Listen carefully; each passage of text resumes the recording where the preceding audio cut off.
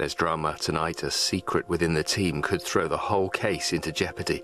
The brand new series of Marcella continues at 9. Now live this Monday, start your working week the best way with Good Morning Britain.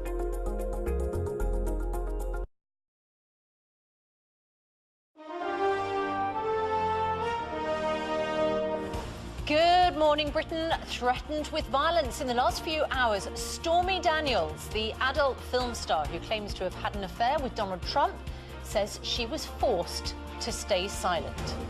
A guy walked up on me, and then he leaned around and looked at my daughter and said, a beautiful little girl, I'd be ashamed if something happened to her mom. Breaking overnight, dozens of children are feared dead and scores more are missing after a fire ripped through a Russian shopping centre. We'll have the latest. Corbyn under attack. Jewish groups accuse the Labour leader of being hostile and not doing enough to stamp out anti-Semitism within the Labour Party. And a bundle of joy after a week of hell. Declan Donnelly announces that his wife Ali is expecting their first child as the star prepares to host Saturday Night Takeaway without Ant. Monday, 26th of March, 2018. Live from ITV Studios in London. This is Good Morning Britain with Susanna, Reid and Richard Madeley.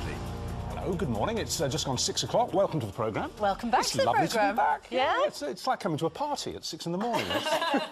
Well, no, but you'll come in, you'll trot in on your stilettos, you know, at about 5 to 6, and I almost expect champagne to be served, you know? Just the stilettos that we wear for work as opposed to the stilettos we've been wearing the night before. Yes, exactly. Well, it's lovely to have you here. Thank you. I'll tell you somebody who is particularly glad that you are here this morning, and that is Charlotte Hawkins. I am indeed, yes.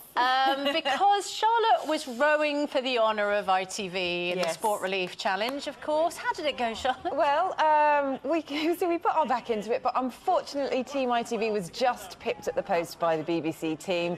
Piers had made it very clear that this was being taken very seriously and failure would not be tolerated. You were not to come into the studio this morning if that what you he said? hadn't won, which is why we've cancelled Piers Morgan. Yeah. Richard That's Madeley why I'm into the here. studio. I get it, I get it, I Thank get it. you, because I know that, we've got it in the neck But otherwise. you came much closer than the actual, you know, Cambridge and Oxford teams. They were miles apart. You were much closer. You were only about a length, weren't you? Really full on, yeah. There was a boat length in it, which was really frustrating. And we'd done a lot of training for it, but I think until you're actually in that race situation, I hadn't anticipated quite how hard that was going to feel. Did they lead from the top? Were you always behind? I don't know. I didn't even see the other boat because they said just focus on what you're doing and focus on your boat. But I think they were.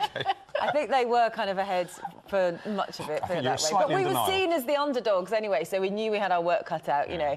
I'm not saying that they had an advantage in the start, but Dan Walker and Sophie Rayworth had both been in boat races before, so had a bit of previous experience. I thought you were going to pip them to the post. It was a valiant effort, and frankly, you know, anyone who wasn't in the boat doesn't have the right to criticise. You can only have a chance of winning a boat race if you're actually rowing in a boat. And do you know what? I'm still not going to stop it putting me off doing things, because I think you've got to give these things a go. And we raised an awful lot of money for charity, and that's what it's about at the end of the day. Did they throw you in at the end? No, thank goodness. I didn't really want to end up in the Manchester Ship Canal, no.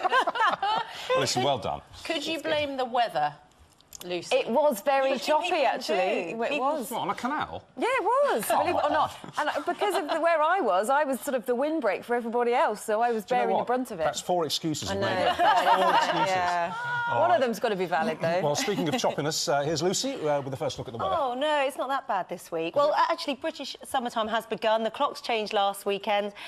But the weather has other ideas. It's turning chillier as the week wears on. Frosty nights, but we have got some sunshine today. It's not all bad. Lovely springtime sunshine, lifting temperatures to 14 or 15 degrees. So we're starting off on a good note, at least. I'm all over the place with the clock change because my body woke up an hour before we were supposed to get up. Well, I have a tip for you then. You know what you should do? You should change the clocks on Sunday morning. Right. And so you get into the vibe all the way through the day, and your body clock alters through the day. I always change them at about 10 in the morning on Sunday morning. Drives Judy mad, but it works. But on Sunday morning was when the clocks changed. I meant Saturday morning. Oh, OK. That was a really useful tip. It doesn't leave you confused at all. Completely clear-headed. Exactly. And if you're confused this morning, I don't blame you. Lucy will get a full weather forecast in a few minutes. Thanks very much indeed. Just came out to 5 minutes past 6. So our main news this morning is news which broke overnight.